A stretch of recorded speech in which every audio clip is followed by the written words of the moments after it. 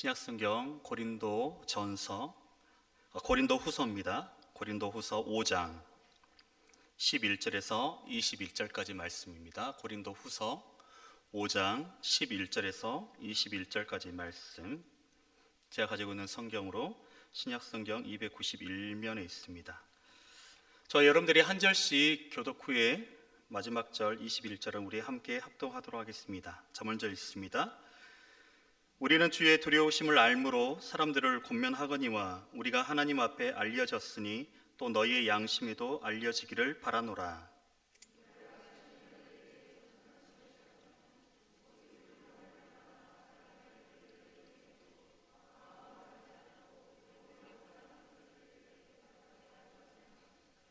우리가 만일 미쳤어도 하나님을 위한 것이요 정신이 온전하여도 너희를 위한 것이니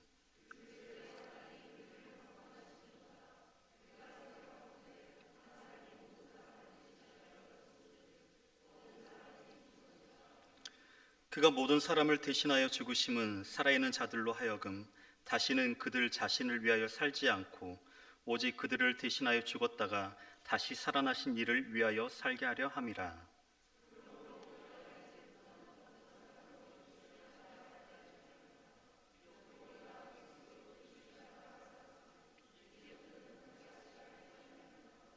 그런즉 누구든지 그리스도 안에 있으면 새로운 피조물이라. 이전 것은 지나갔으니 보라 새 것이 되었도다.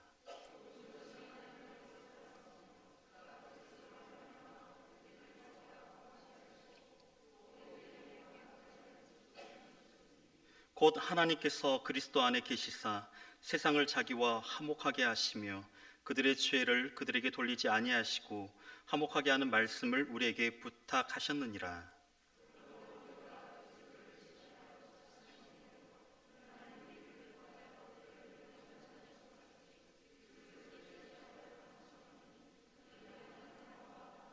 우리 함께 읽을까요? 시작. 하나님이 죄를 알지도 못하신 이를 우리를 대신하여 죄로 삼으신 것은 우리로 하여금 그 안에서 하나님의 의가 되게 하려 하심이라. 아멘. 할렐루야. 우리 옆에 있는 우리 성도들과 이렇게 인사할까요? 오늘도 수고하셨습니다. 피곤한 몸을 이끌고 귀한 은혜 자리에 오신 우리 귀한 성도님들 한 분 한 분들을 예수 그리스도 이름으로 환영하고 축복합니다. 이 시간도 하나님께서 귀한 은혜를 우리 가운데 부어주실 줄 믿습니다. 기대한 자에게 하나님께서 귀한 은혜를 부어주실 줄 믿습니다. 할렐루야. 아멘. 우리는 세상을 살아가면서 참 많이 바쁘게 생활하면서 살아가죠. 여러분, 오늘도 바쁘게 살아오셨습니까? 참 많이 바쁘게 살아오셨고 정신없이 살아오셨을 것입니다. 그러나 우리가 그런 생각이 들어요. 바쁘게 하루하루를 살아가더라도 여러분, 우리 마음 가운데 여유가 없다면 어찌 보면 그 인생은 참 너무나 의미 없는 삶이 되지 않을까라는 생각이 들기도 합니다. 가장 중요한 것은 주어진 시간에 내가 정말로 최선을 다해서 살아가고 있는가 라는 것을 우리가 매 순간순간마다 좀 돌아봤으면 좋겠습니다. 우리는 무엇을 하든지 그 안에서 최선을 다해서 열심으로 우리는 노력해 나가야 하죠. 근데 더 중요한 것은 열심히 살아가는 것보다 그 안에서 왜 우리가 열심히 살아가는 거냐, 무엇 때문에 우리가 그렇게 살아가느냐, 즉 목표를 잃지 않는 것이 더 중요하다는 것입니다. 교회 일을 할 때도 마찬가지죠. 중요한 것은 그 목적을 잃지 않는 자세가 중요하다는 것입니다. 누구를 위해서, 무엇을 위해서 일하는지를 향한 분명한 목표가 우리 가운데 있어야 된다는 것입니다. 오늘 본문은 우리 가운데 말씀하기를 우리 인생의 목표가 과연 무엇인지를 대해서 정확하게 말씀해 주고 있는 내용이라 할 수 있습니다. 오늘 말씀 보게 되면 15절에 이렇게 말씀하죠. 그가 모든 사람을 대신하여 죽으심은 살아있는 자들로 하여금 다시는 그들 자신을 위하여 살지 않고 오직 그들을 대신하여 죽었다가 다시 살아나신 이를 위하여 살게 하려 함이라. 아멘. 즉 우리 인생의 목적에서 첫 번째 말씀하기를 뭐라고 말씀하냐면 우리 마음 가운데 예수 그리스도를 모시고 그분을 위해서 살아가야 된다라고 말씀하고 있는 것입니다. 주님께서는 우리 모두를 위해서 친히 십자가에 달려서 당신의 목숨을 내어 주셨습니다. 그리고 15절에서 예수님께서 그 대속의 사건을 이루셨던 그 이유, 자취하셨던 그 목적에 대해서 말씀해 주고 있죠. 바울은 그리스도께서 죽으신 그 목적이 그 안에서 산 자들로 자기를 위해서 살지를 않고 이제는 당신을 위해서 살도록 하고 있다는 것에 말씀하고 있습니다. 죄에서 구원받은 사람이 죄에서 대속해 주신 그리스도, 예수 그리스도를 위해서 사는 것은 너무나 당연한 것입니다. 그러게 이 예수님으로 인하여 죄사함을 받고 구원받은 사람들은 자신이 자신을 주장하지 못하도록 해야 하는 것이 마땅한 것이죠. 내 삶의 주인은 내가 아니라 예수님임을 인정하는 사람이라면 여러분, 우리 삶이 예수님을 위해서 살아가기를 소망드립니다. 드라마나 영화를 보게 되면 그런 장면들이 나와요. 나의 목숨을 구원하고 나를 위험에서 건진 사람에게 그런 멘트가 나오는 것들을 종종 보게 됩니다. 나를 살린 당신에게 내가 나의 삶을, 나의 인생을 바치겠노라. 여러분, 우리가 사는 인생 가운데도요, 사람에게 은혜를 입고 사람에게 나의 생명을 건짐을 받으면 내가 그 사람에게 내가 어떤 것을 더 해줄 것인가, 내가 이 사람에게 어떻게 해 나갈 것인가 너무나 감사했어요. 그렇게 생각하죠. 하물며 우리 예수님께서는 당신의 목숨을 내어놓으시고 죽으심으로 인해서 우리 한 사람 한 사람들을 살리셨습니다. 그렇다면 우리 삶이 어떻게 돼야 할까요? 그분을 위해서 살아가는 것이 당연한 것입니다. 예수님을 주인으로 모시고 살아가는 사람은 그래서 생각이 달라져야 하는 것이에요. 우리가 이 세상을 살아갈 때 우리 생각들이 달라져야 하고 이 세상을 바라보는 우리의 시각들도 달라져야 하는 것입니다. 그전과 똑같은 의미로 똑같은 모습대로 살아가고 있다면 어찌 보면 여러분, 죄송한 말씀이지만 그것은 아직 예수님을 인격적으로 경험하지 못한 것이라 말씀드릴 수 있을 것입니다. 오늘 16절 상반부에 보게 되면 이렇게 말씀합니다. 그러므로 우리가 이제부터는 어떤 사람도 육신을 따라 알지 아니하노라 라고 말씀하고 있죠. 여기서 이제부터란 그 의미는 바울이 편지를 쓸 때부터란 뜻이 아니에요. 즉 예수 그리스도께서 모든 사람을 위해서 죽으시고 부활하셨음을 깨닫고 난 후부터라는 의미를 가지고 있습니다. 따라서 주님을 나의 주님으로, 나의 구주로 영접한 우리들의 모습들은 예수님을 믿고 나의 구세주로 고백한 후에 우리의 삶과 고백은 육체적인 판단 기준을 온전히 버려야 될 줄 믿습니다. 바울은 고백하기를 16절에서 우리가 그리스도도 육체대로 알았다라고 그는 고백하고 있어요. 여기서 육체도라는 그 의미는 성령의 조명이 없이 단순한 그의 인간적인 지식으로 따랐다는 의미를 담고 있습니다. 여러분, 인간적인 기준이 무엇일까요? 그것은요, 우리의 생각이고 우리 경험이고 그리고 왜곡된 우리의 인간의 본성을 말하고 있는 것입니다. 즉 자기 중심적인 모습을 말하고 있는 것이에요. 바울의 모습들을 보십시오. 그는 성령님의 조명을 받기 이전에 예수를 믿는 자들을 죽이기를 결단하고 열심을 내었던 인물이었습니다. 예수를 하나의 이단 종교의 교주로 생각하고 그를 믿는 자들을 핍박하고 죽이기를 눈에 불을 켜고 쫓아다녔던 인물이 바로 바울이었습니다. 그러나 그가 성령의 조명으로 예수님의 대속과 부활의 복음 진리를 깨닫고 나서는 그가 고백하기를 예수님은 나의 주님이심을 고백합니다. 예수님이 만유의 주임을 저는 고백하며 살아갔다는 것입니다. 즉 바울은 더 이상 그리스도를 육체대로 알지 않기로 고백한 것이죠. 여러분, 예수님을 영접한 자는 새로운 시각을 가져야 됩니다. 새로운 인식의 기준을 가져야 하는 것입니다.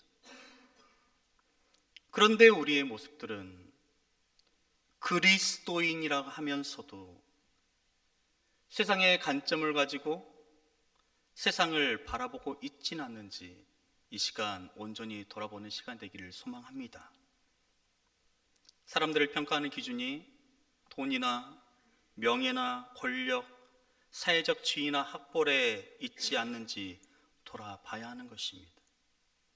바울처럼 그리스도께서 자신의 죄를 위해 죽으시고 부활하셨다는 것의 의미를 깨닫게 된 그때부터 더 이상 과거의 모습, 육체적인 기준으로 판단하지 않게 됐다고 고백하는 것처럼 우리 안에도 세상의 관점이 아닌 주님의 관점에, 주님의 눈으로 바라볼 수 있는 우리 모두가 되기를 소망드립니다. 둘째로 우리 인생의 목적에 대해서 얘기하기를 반드시 하나님이 원하시는 합당한 삶의 열매를 맺으며 살아가야 된다고 말씀하고 있어요. 하나님께서 오늘 본문을 통해서 우리 가운데 부탁하신 말씀이 있습니다. 우리 19절 말씀인데요, 우리 함께 읽어볼까요? 시작. 곧 하나님께서 그리스도 안에 계시사 세상을 자기와 화목하게 하시며 그들의 죄를 그들에게 돌리지 아니하시고 화목하게 하는 말씀을 우리에게 부탁하셨느니라. 아멘.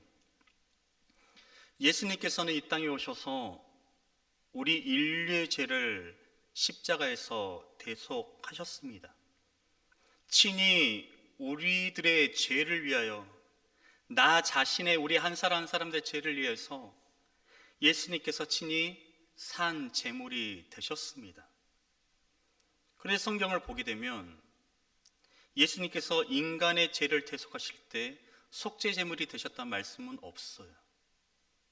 그리고 화목 제물이 되셨다라고 우리 가운데 말씀하고 있습니다.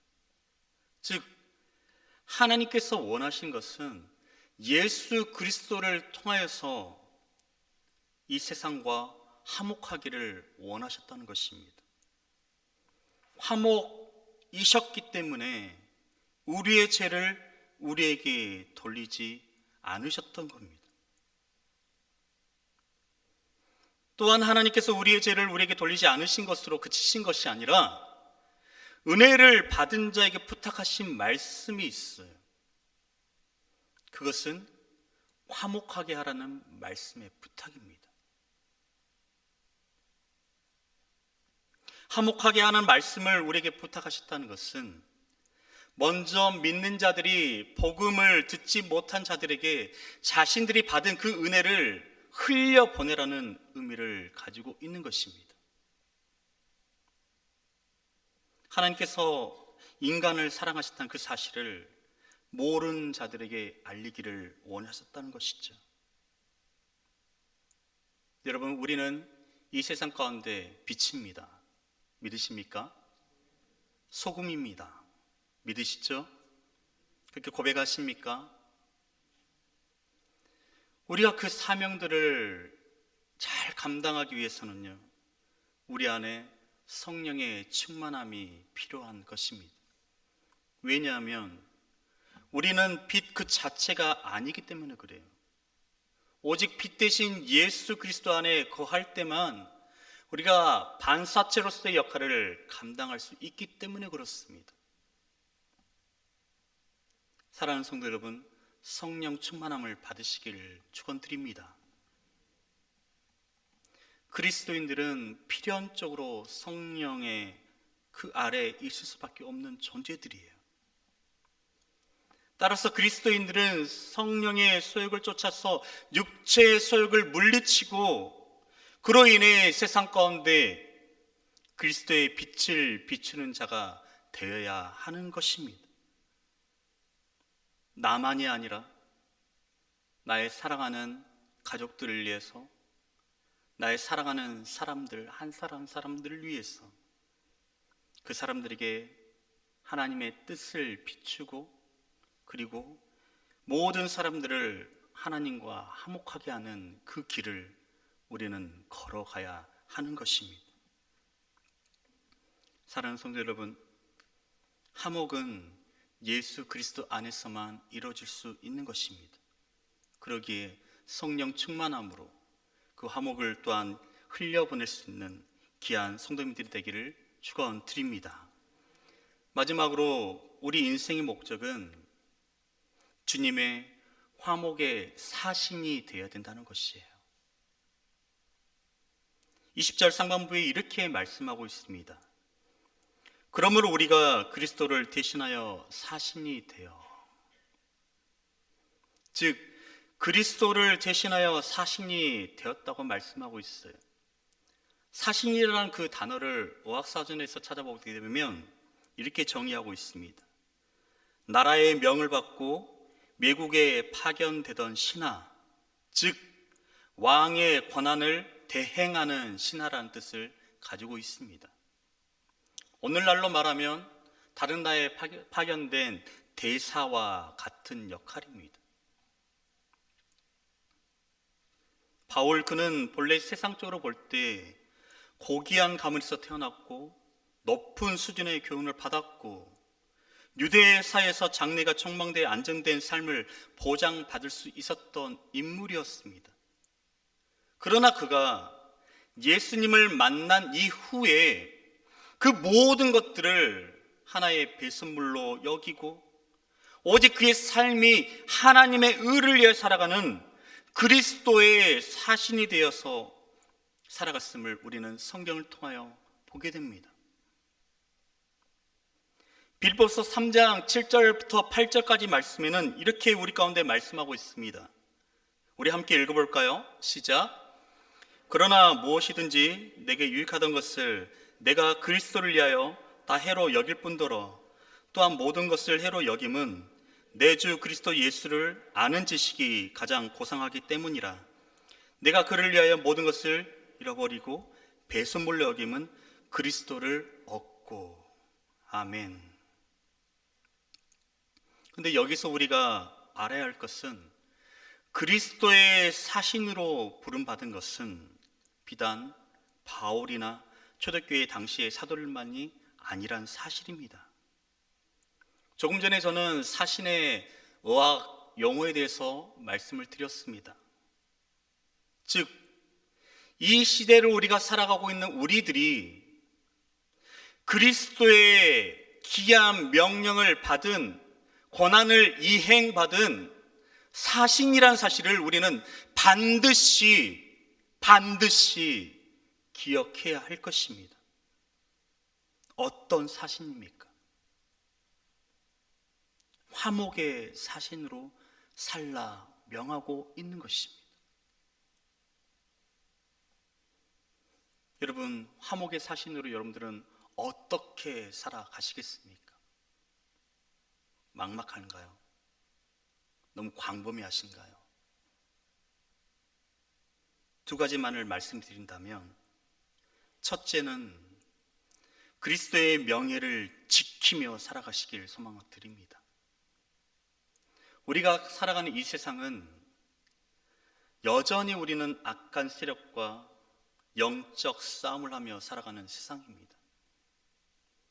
온갖 것으로 믿음의 사람들을 무너뜨리려고 하고 우리의 감정과 자존심을 짓밟고 상처를 입히려고 악한 세력은 여전히 우리 가운데 도사리고 노려보며 있습니다.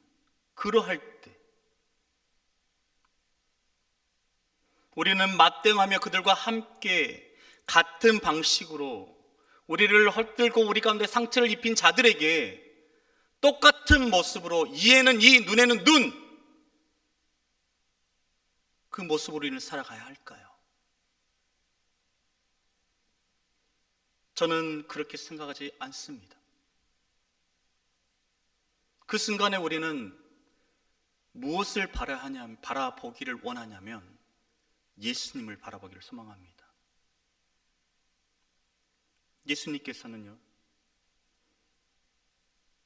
욕을 받으시되 대신 욕하지 않으셨고 고난을 받으시되 위협하지 않으셨습니다. 십자가에 달리실 때 심지어는 자신을 그렇게 십자가에 못 박았던 자들을 향하여서 아버지, 저들의 죄를 용서하여 주시옵소서 기도하셨던 예수님이셨습니다. 그러기에 우리들의 모습들도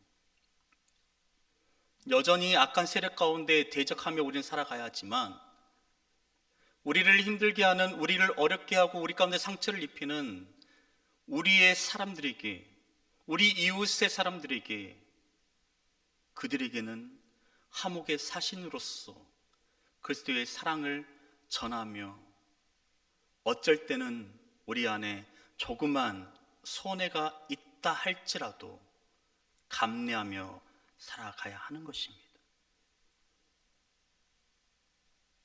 둘째로 하나님과 세상을 화목하게 해야 하는 것이에요. 세상이 하나님과 화목하게 할 수 있는 그 길이 무엇일까요? 오직 한 길밖에 없는 것입니다. 오직 예수 그리스도를 믿고 의롭다 하심을 얻을 때 화목하게 되는 것일 줄 믿습니다. 그러기에 우리 입술에서, 더 나아가서 우리의 삶을 통해서 예수님이 증거되어야 하는 것입니다. 사랑하는 성도 여러분, 간곡히 부탁드립니다. 저는 이 말씀을 할 때마다 참 가슴이 아파요.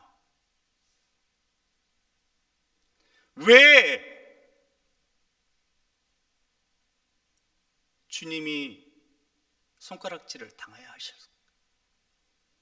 왜 주님이 지금도 많은 사람들 가운데, 죽어가는 영혼들 가운데 믿지 않는 자들에게 조롱을 받으셔야 할까요? 그것은요, 여러분, 먼저 믿은 우리들이 예수님의 그 사랑을 나타내지 못하기 때문에 그런 것입니다. 여러분, 우리는 우리의 가슴을 치며 주님 앞에 회개하는 것이에요. 나는 정말 나의 입술로만 주님 사랑하고 그 사랑을 나는 세상 가운데 실천하며 나가겠다고 고백하면서도 여전히 우리 삶 가운데는 변화된 모습들이 없지는 않았는지, 여러분, 이 시간 주의 말씀 가운데 비춰보며 우리가 서기를 소망합니다.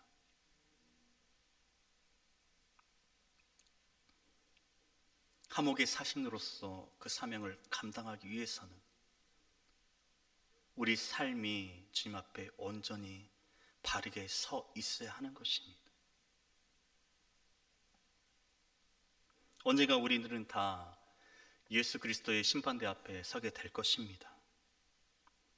그리고 각자가 그 몸으로 행한 선악간의 결과를 하나님 앞에 계산받고 심판받게 될 날이 있을 것입니다. 그럴 때 우리 모습들은 주님 앞에 뭐라고 말씀하실 수 있을까요? 사랑하는 성도 여러분, 우리 인생의 목적이 오직 주만을 위해서 살아가기를 소망합니다. 노력하십시오. 저 먼저 노력하겠습니다. 기도하십시오. 하나님의 뜻에 합당한 삶으로, 화목의 사신으로 살아가십시오. 그럴 때 하나님께서 우리에게 맡기신 사람들을 하나님과 화목하게 하는 귀한 직책을 충실하게 수행할 수 있는 능력과 힘을 허락해 줄 믿습니다. 그 은혜로 살아갈 수 있는 우리 모든 우리 골략교회 귀한 성도님들 되기를 주님의 이름으로 축원드립니다. 지금 우리